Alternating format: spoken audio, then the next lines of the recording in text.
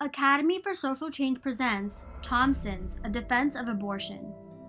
The debate over abortion, whether you're speaking from a legal, religious, or moral perspective, is far from new. A large chunk of the arguments center around whether the fetus is considered a person and what rights that person has in comparison to the rights of the woman carrying the child. Pro-lifers tend to argue that a person is a person from the moment of conception and thus a fetus has a right to life. Judith Jarvis Thomson argued back in the 1970s that such reasoning doesn't actually settle the debate. Even if it's assumed for the sake of argument that a fetus is a person from moment of conception, nothing is proved on whether or not abortion is permissible. Rather, one would have to show that this person's right to life outweighs both the mother's autonomy over her body and her own right to life. Thomson attempts to see if it does in her article, A Defense of Abortion. Granted that the fetus is a person, the extremist pro-life view would state that abortion is thus never permissible because the baby has a right to life. However, this view fails to take into account the pregnant woman's perspective. In the case where pregnancy directly threatens the mother's life, must we insist that she has to passively wait for death? Thomson argues that most people would say no.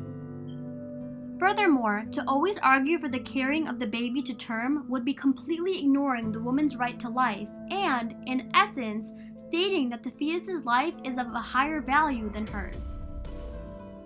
The argument over abortion, according to Thomson, routinely ignores the woman's perspective. Instead, it is debated whether a third party should be permitted to perform abortions. Thomson proposes that while a third person is within their right to object to intervene, they cannot prevent the woman from acting.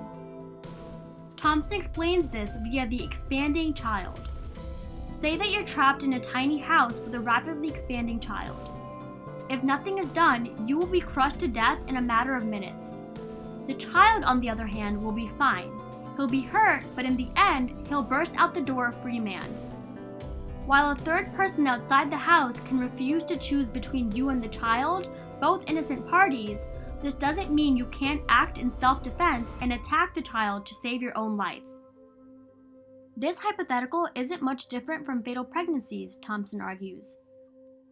To prevent a woman from getting a life-saving abortion would be to insist she wait passively for death within her own home.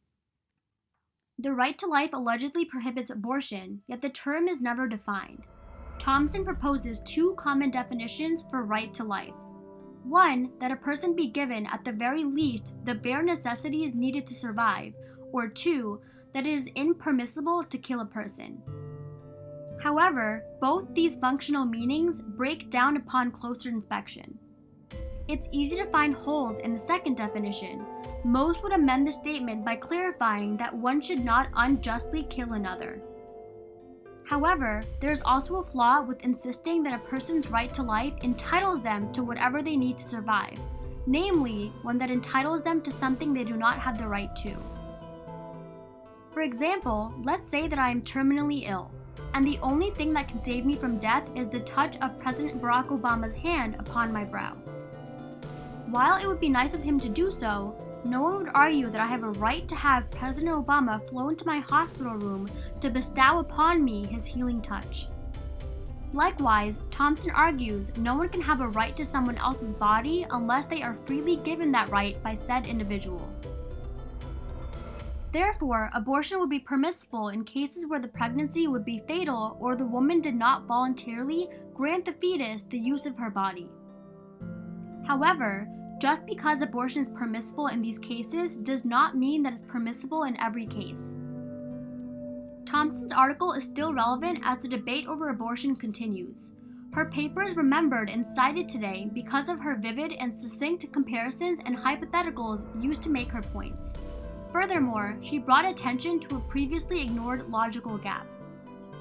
Abortion is discussed not only morally, but legally as well. As Thomson points out, excluding actively harming another, the United States has no law insisting that people be minimally decent to each other. For example, 38 people witnessed Kitty Genevieve's murder, yet they did nothing, not even call the police, and they faced no legal punishment for their inaction. Yet, criminalizing abortion forces women to not only be minimally decent, but good Samaritans. Thomson brings up this point to show the disconnect and gross injustice she sees in current law. It's worth noting that, rather than give a simple conclusion that abortion is either always wrong or always permissible, she gives a nuanced answer. In her words, there may well be cases in which carrying the child to term requires only minimally decent Samaritanism of the mother, and this is a standard we must not fall below. Furthermore, while abortion can be permissible, Thomson does not argue that the mother has a right to kill the unborn child. While removing the fetus from the woman's body means death for the fetus, equating the right of removal with the right to kill is a mistake.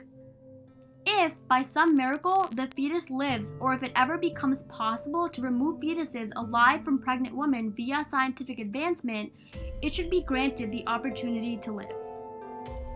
Now it's your turn to think further. What does the right to life mean to you? Can you find any flaws when trying to apply your definition?